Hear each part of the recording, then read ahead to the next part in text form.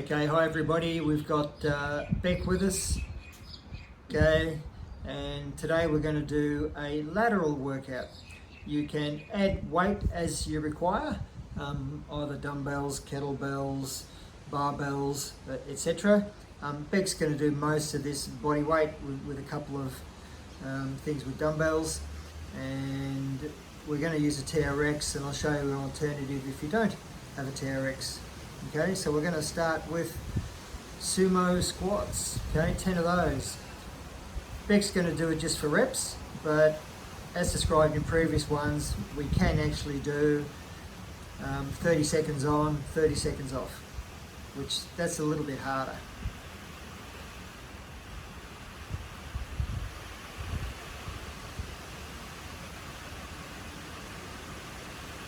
Okay, now we're going to do star jump split touches.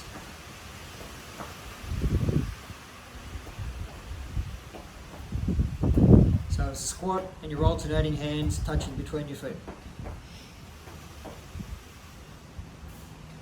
Now she's going to do dumbbell side leans with vertical press. Okay, so you can hold a drink bottle, a cordial bottle, hold a backpack. Now she's going to swing up. Okay, clean and press. 2. Okay, and she's going to do 10 each side of this. So side lean with a press.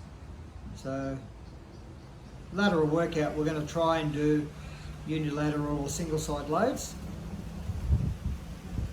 whereas the other one was more of a linear, first workout was a linear workout. Now we're doing lateral. The next basic workout is going to be a rotary workout.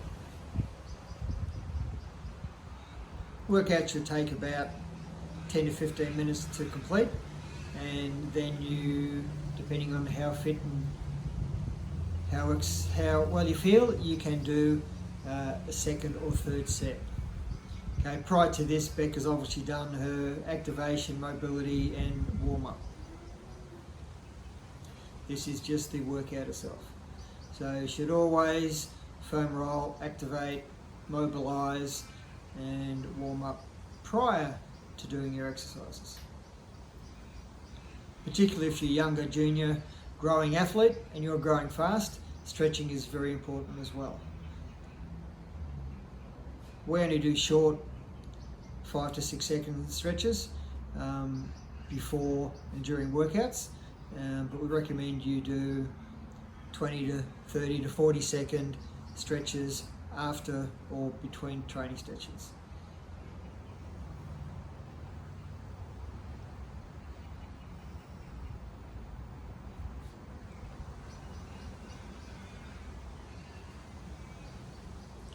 So Beck's almost finished to the other side, and now we're going to do side squats, alternating sides. 10 reps. Okay, Beck's got some good form there, keeping her feet parallel, both feet flat on the ground. You need to have your feet at the right distance, otherwise you'll find that you won't be able to get down if they're too narrow, and same if your feet are too wide. So get the right distance as Beck has, and you can get a good depth. Right, she's finished that, and now we're going to do star jumps.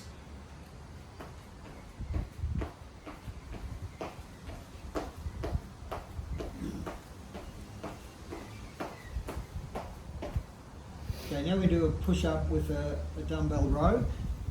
Right, she's going to demonstrate a couple of reps without the dumbbells. Okay, so just arms only. Okay. Am I pressing or just? Yes, just lifting up to your chest. Okay, so down and pull up. Okay, so you're trying to keep your body there. Okay, now if you want to make it a bit harder, okay, because it's pretty easy. Obviously, just lifting your hand up, you can add some dumbbells. I like the hex ones because they don't roll away like the round ones, but whatever you got, that's what you're going to use at home. Okay, 10 reps. 1, 2. Feet need to be a little bit wider here because the dumbbell will actually pull you over to one side.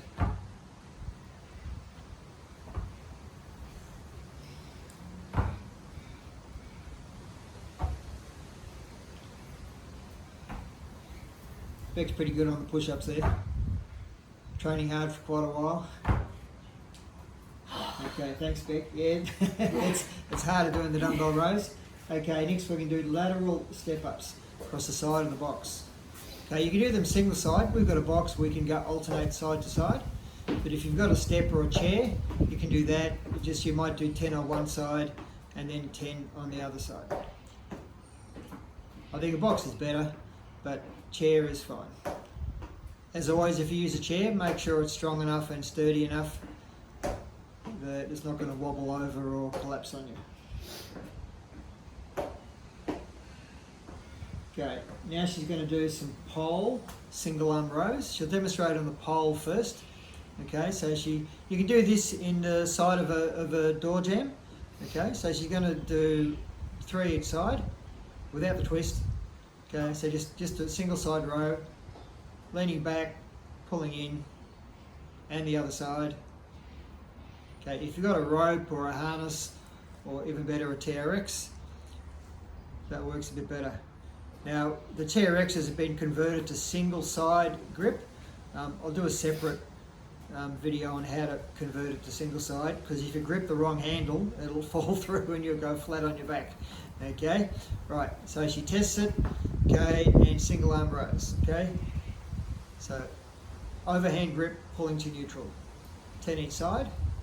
You can make this harder, okay, if you move your feet closer to the pole it's harder, if you move your feet away from the pole. You can also do this feet narrow or wide, or even single foot on the ground. So you can make it as hard as you want. Okay. So Beck's on the other side now, single arm rows. She's got good form. She's keeping her body stiff. She's not sagging her back. Head in line with the body. All good form. Good work, Beck.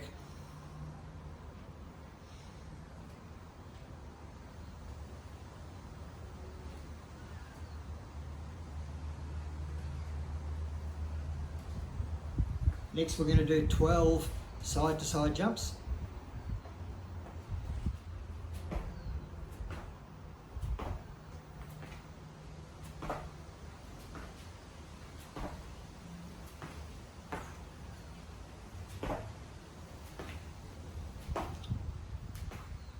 Right, now she's going to do lateral lunges. Okay, so squats where you don't move your feet, lunges are where you do move your feet. But it's the same basic movement, okay? 12 of those. If you're keen, you could do 10 each side, but we're just alternating to show the form on both sides.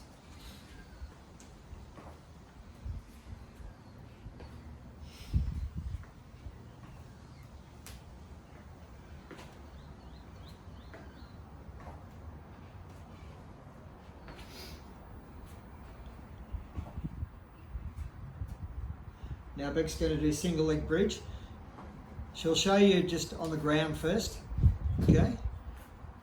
So single leg, one leg down, one leg off. Okay, start with the bum on the ground, we bridge all the way up. Okay, just 2 each side. I think a slightly better exercise, if you do have a step or a small box or something, okay, you get a much greater range of motion.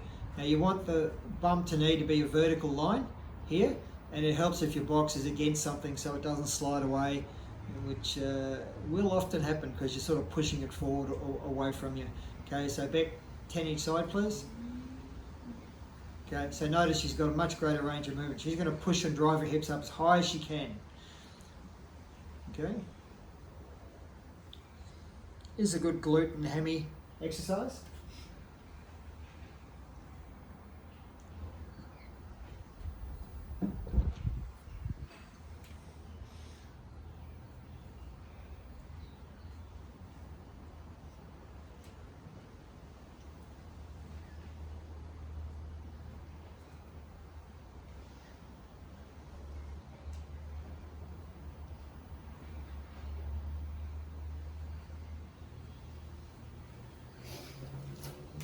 Next exercise is an SLDL, single leg straight leg deadlift. Beck's going to use a dumbbell. The last one we had Monique doing was just body weight. Now we're going to do a weight.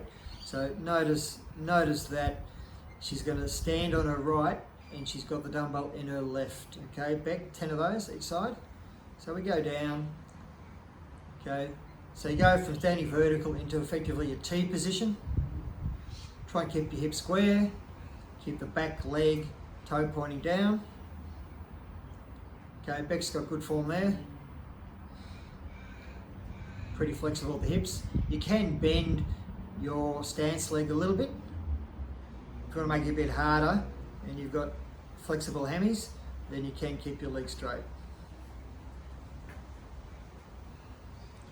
Variations in timing is you can slow up and down. You can go slow down and fast up, snap it up. That's a better exercise for the hammy, particularly if you're a jumper, sprinter, hurdler.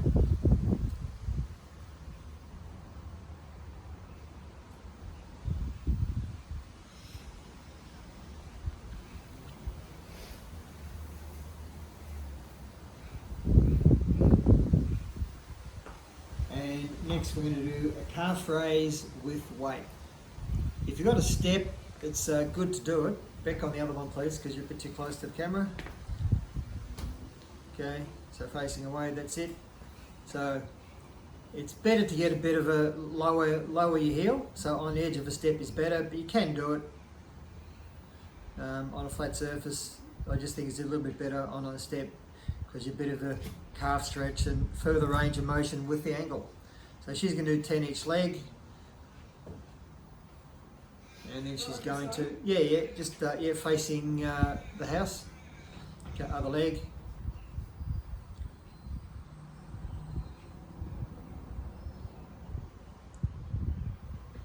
If you're not fatigued on specific exercises, you can do more reps or heavier weight.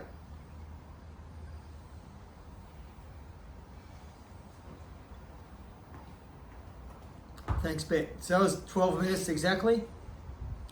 Right, so you've done a foam roll, warm up, activation, mobility. That should take 10 or 15 minutes, and that's really important, particularly for younger growing athletes, where we mobilise the ankle, we go range of motion through the hip in all aspects, we activate the glute, we do our T-spine, which is the middle of our back, we do shoulders, scapula, wrists, etc. So that's important to do.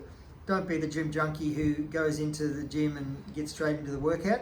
Okay, do it properly and you'll get a much better, safer workout with much better long-term results. Okay, thanks Beck.